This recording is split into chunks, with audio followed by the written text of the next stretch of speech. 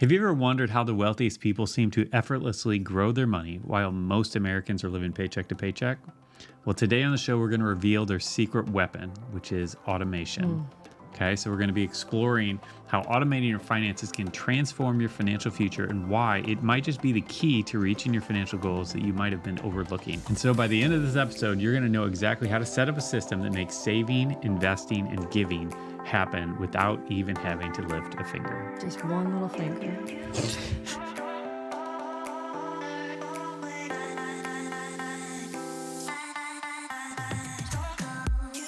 Hey friend, we are Bob and Linda Lotich, the authors of Simple Money, Rich Life, and you are listening to the SeedTime Money Podcast. And we are in the middle of a 40-week series where we're sharing our 40-week checklist of all the action steps, strategies, and biblical insights that we use to go from living paycheck to paycheck, super broke, to reaching our biggest financial goal of giving away $1 million by age 40, and really living a life of true financial freedom. And so today what we're talking about is this concept of financial automation. I'll tell you what, if you want to look like the smartest person in the room, which I often want to because it's very, nobody's thinking that about me. But this is one of those things. I often look for those shortcuts of like, how do I make myself look like the smartest person in the room? And this is it. This is the thing you do. This is the thing. Yeah. So I'll be like, oh, you don't automate? What? You don't? It's real funny. I bet. Yeah. So, this is a concept that honestly it has been so powerful. Like, I mean, just speaking from my own life, I read multiple books, kind of talking about this concept, and I did not take action on it. And I'm like, oh, that's a great idea. I'll do that at some point. I'll get to that. And years went by, and I didn't take action. And then I finally read a book, Automatic Millionaire by David Bach. And that was the one that kind of pushed me over the edge to where it's like, all right, I'm going to do this right now. I'm not going to wait any longer. And so my encouragement is that by the end of this episode, that you get to that point where, because you might already be doing some of this, but there's probably more areas where you can do it. And you want to apply this to as many areas as possible, because one of the things that we are going to be repeating, that I repeat quite often, is that financially successful people never depend on willpower, but they automate the most important financial tasks. Because so many of us think that the key or the thing that causes financially successful people to be successful is that they have all this willpower. Right. And they're so disciplined, and they are just, and I could never be blah, blah, blah, blah, blah. And it's just not the case. Like, even if they do have more discipline than you and I, that's not the key to success. And the fact is, any of us, regardless of what our discipline level is and how, whether we're the type of person to wake up at 6 a.m. every day and do a cold plunge and go jogging and read your Bible for 3 hours, like, any of us, because I'm not that person, you're not that person, but any of us Although I did get up at 6 a.m. this morning. Well, so maybe I am. See, this is I'm telling you, the shortcuts of looking cool. See? I just did it right there. Did you do a cold plunge? Did you do a cold plunge? No, but I got up at 6 a.m. and I went for a walk before anyone else was up. Yeah. So the point that I'm trying to make here, though, is that any of us, it's back on track. I love your interjections. They make me happy. So I guess my point is that any of us who don't have that level of discipline, we can beat them at their own game. Yes. Like, even someone with that level of discipline, when we automate it, we're still going to beat them. And again, it's not a competition, but the point is... Sounds like one. But the point is, like, we just want to reach whatever financial goals that we have. Right. And this is one of those really big and significant ways that we can do this and make it effortless. And so I want to talk through really 5 reasons why this is such an important thing. Well, and this is great, especially I think for people like me, because I will hear about something, I'll get real excited about it, and then I will do a bunch of work towards it, and then I'll kind of fall off the wagon a little bit later. But this is one of those things that as soon as you do it, it just continues to work for you instead of you having to be, excited every single time. Yeah, it's basically making one decision that makes hundreds or thousands of other good decisions for you. Yeah. And that's what's so powerful about it. It's the brilliance of it. Okay. And so the first reason why this is important is consistency and discipline. Okay. So when we automate, it ensures that we are consistent doing the things that are most important to us. Okay. And so if this is saving money, if this is investing money, if this is giving money, whatever is important to you, like this is how we become consistent with this. And so in our case, giving was important, but we weren't doing this. And so we were not consistent givers. And even though it was really important to us, we still were not nearly as consistent as once we started automating. Then it's like we're 100% consistent. There's no more missing weeks. There's no more, Yeah. well, money was tight, and so this happened. It's like it just happens automatically. Right. And so we're not thinking about it. There's no question. There's no decision that has to be made. Well, and there's not any temptation to spend it on something else too, you know? Like the whole thing. It's a beautiful system that just tightens everything up. So there's a study done by Charles Schwab, and they found that 401k plan participants who used automatic savings increases had an average balance of 56% higher than those who didn't. Whoa. Okay, so simply by doing that, the ones who automated their contributions to their 401k, they had a 56% higher balance than those who didn't. Yeah. Okay, so, and I mean, we could come up with tons of examples like that, like showing those numbers. It's just the way it works. Well, and this is one of those things that I think is so nice about the era we live in.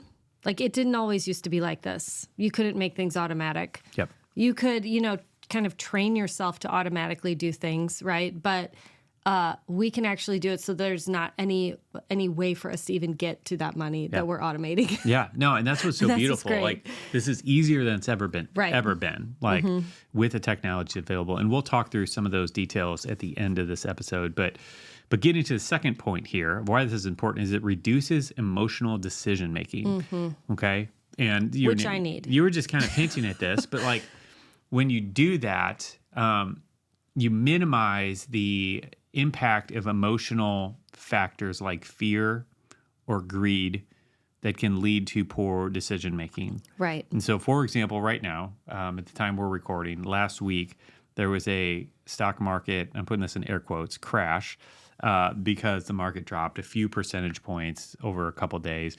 And the media, in all their wonderfully generous information that they share with us, like they made it sound like the sky is falling, and like they make their money off of generating fear and making things sound worse than they actually are. Right. And so what happens is, for most people, we'll see that, we'll hear stock market crash, and we want to run and sell and get out before we lose everything. And that's really the worst way to play it. And I think we'll talk about, there's a study in a second where we'll look at that. But what we want to be is we want to be making decisions not based on fear and in removing those. And that's where this, again, is so powerful, because we can automate investing into the stock market or wherever we're investing and make it so that the fear doesn't play into everything, because it's happening automatically. Now, of course, we could stop the automation if we wanted to, if we really let it take over. But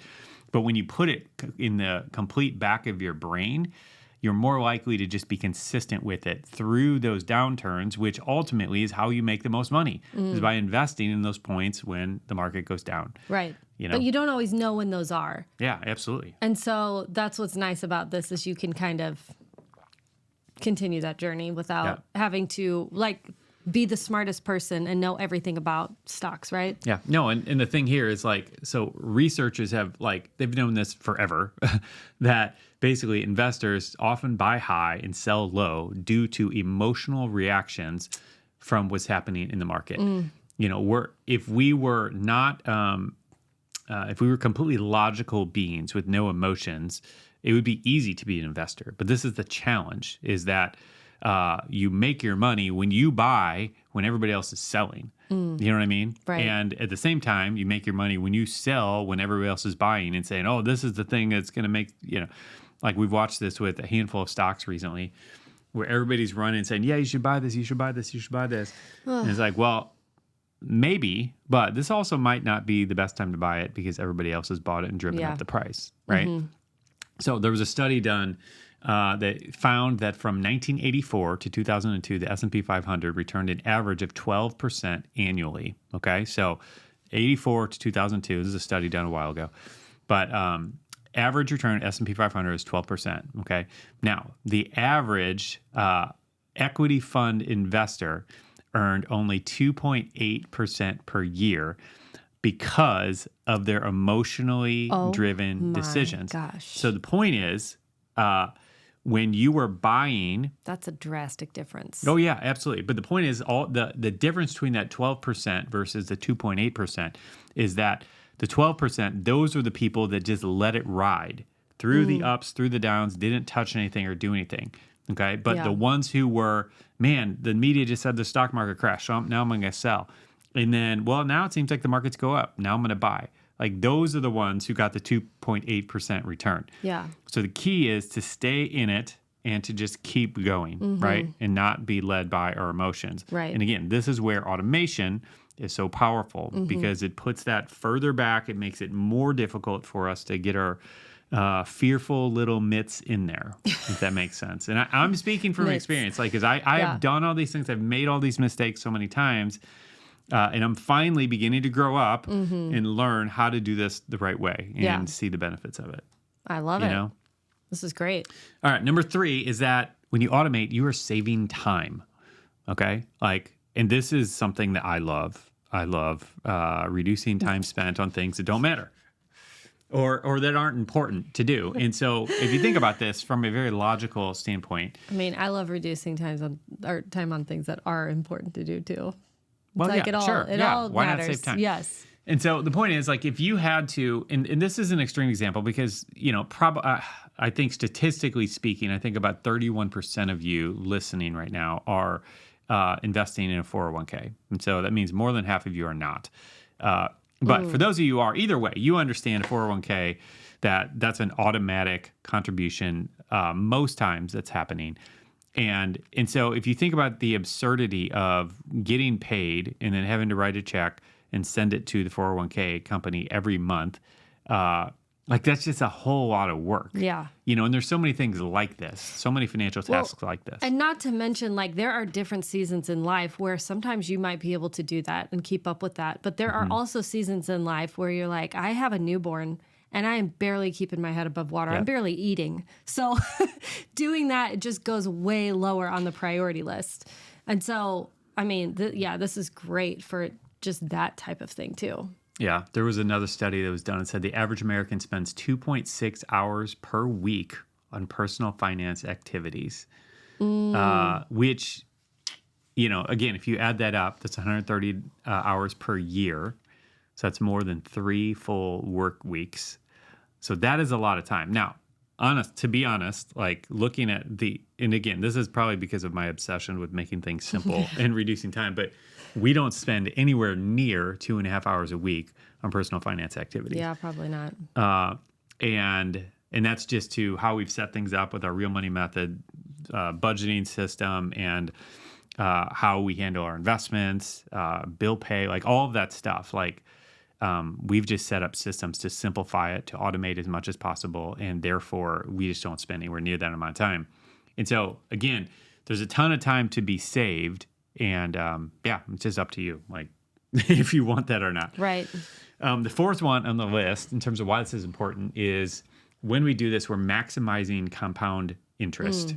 Okay, and so Einstein, and I've mentioned this quote a whole bunch. He's, you know, reportedly said that compound interest is the 8th wonder of the world, and so it's something that we want to take advantage of. And when we are automating, we are consistently tapping into that, and specifically when we're investing. You know what I mean? Because we're tapping into that power on a more regular basis by doing that. Again, what's so beautiful is that we don't have to think about it. We set it and we forget it. We move on. Right. And I love that about it. Yeah. And because and again, if you're not someone who wants to think about this all the time, like me, and that's our assumption that that's who you are. Yeah, like if you're like me in that you don't want to think about it, it's like you get real excited when you hear how powerful this is, and then you realize that you actually don't really want to think about this all the time. Yeah. You know, like this is what is great for. Yeah, I mean, great for you. And I think that's probably why you're listening, because you probably have that desire. Like, you know, what SeedTime is, what we do. This isn't we're not for like the hyper personal finance nerds. Like we're for everyday people Yeah. who just want to get this stuff set up and move on with their life, you know? Yep. And so anyway, let's get to the fifth one. And so the fifth one, the reason why this is important is it minimizes missed opportunities.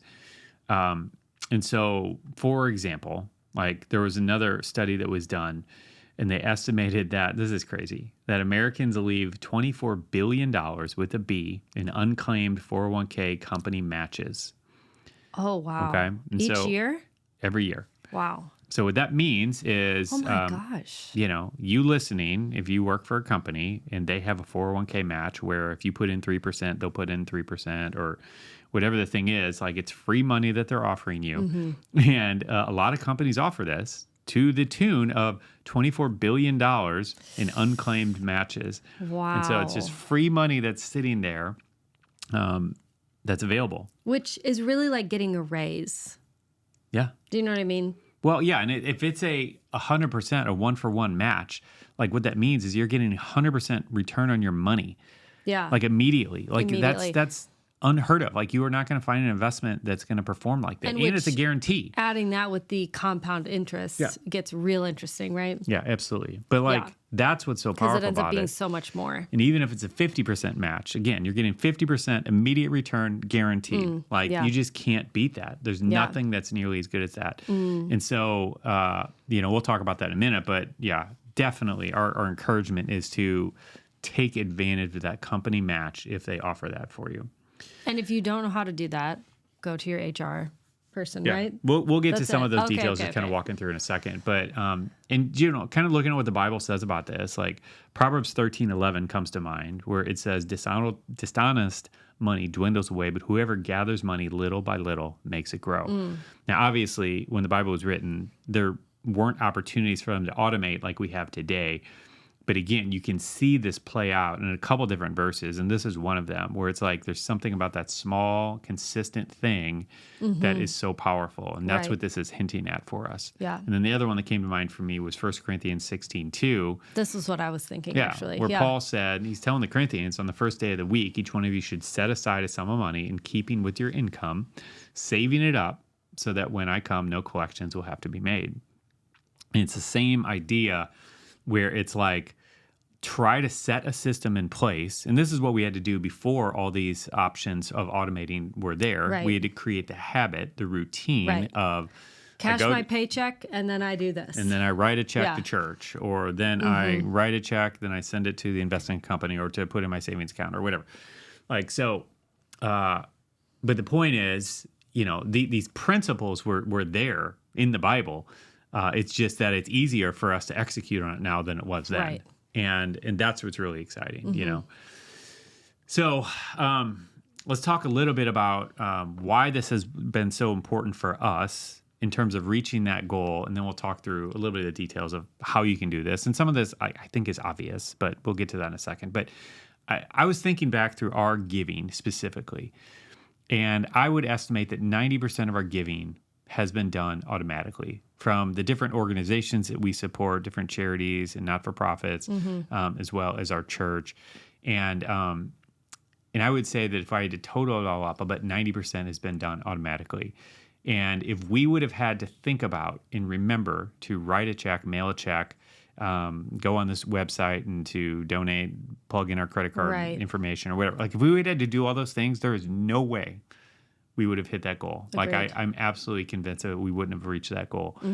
And so this has been significantly important. And then on the investing side, or even the saving side, but on the investing side, so much of our investing has been done automatically. And again, I would say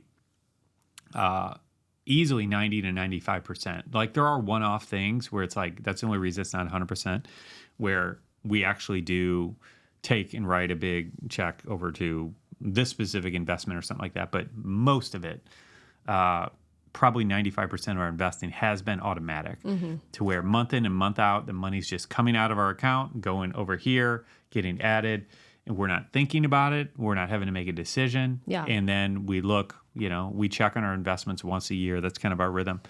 And then it's grown a whole lot over the previous year because all of those automatic contributions happen. and we never even missed the money because it was automatic. We weren't thinking about it. Yeah. And I think that's what's so exciting about it, you know? That is exciting. So, okay, we'll quickly talk through how to do this because I don't think we have to talk about this as much because, to be honest, it's really pretty simple, but I'll give you a few different ideas. Okay, so your 401k is like the most obvious, or 403b if you're a not-for-profit, is the most obvious and simple way to kind of start doing this from an investing perspective.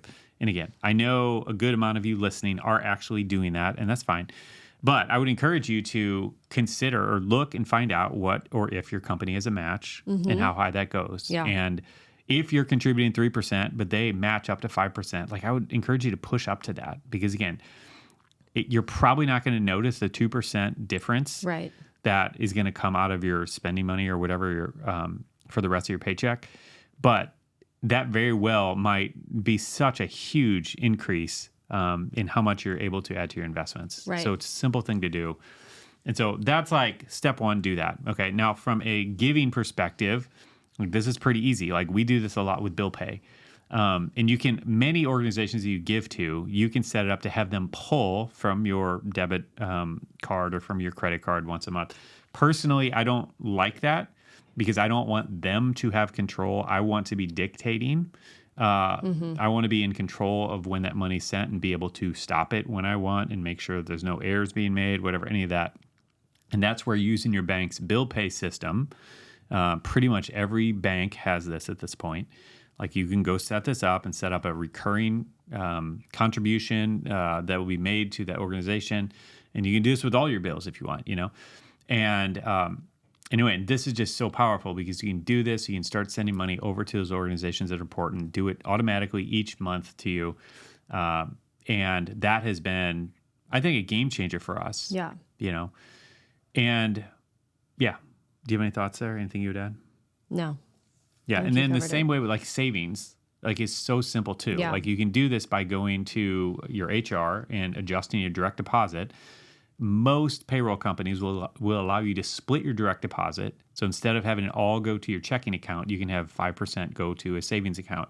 And it's even better if that savings account is at a different bank that So isn't there's there, no just so you're not temptation. seeing it, Right. you know, and it's building up in the background. And then you go check one day and you're like, whoa, I had no idea we had so much in savings. And that's a Right. cool feeling, you know? So that's one way to do it. But the other way is even if they don't have that and the money comes into your checking account, the day that you get paid or the next day, have it automatically transfer out of that checking account to a savings account. And again, all of this, almost every bank, you can set this up really easily, make recurring automatic transfers. And so anyways, those are a few ideas of things that you might want to automate and how you can possibly do this. At the end of the day, the challenge isn't actually figuring out how to do it. Like for most of us, it's just setting aside 10 or 15 minutes to do it. It's so simple, but it just requires you to take action. So as you're listening to this, and you're like, oh, that's a great idea. I could maybe automate this or whatever. Like write it down, add it to your to-do list, do it this weekend. Yeah. Make sure you actually do this thing. Hopefully we've gotten you excited. And remember, it will make you look like the smartest person in the room. Next That's party all that you go matters. to. That's all that matters.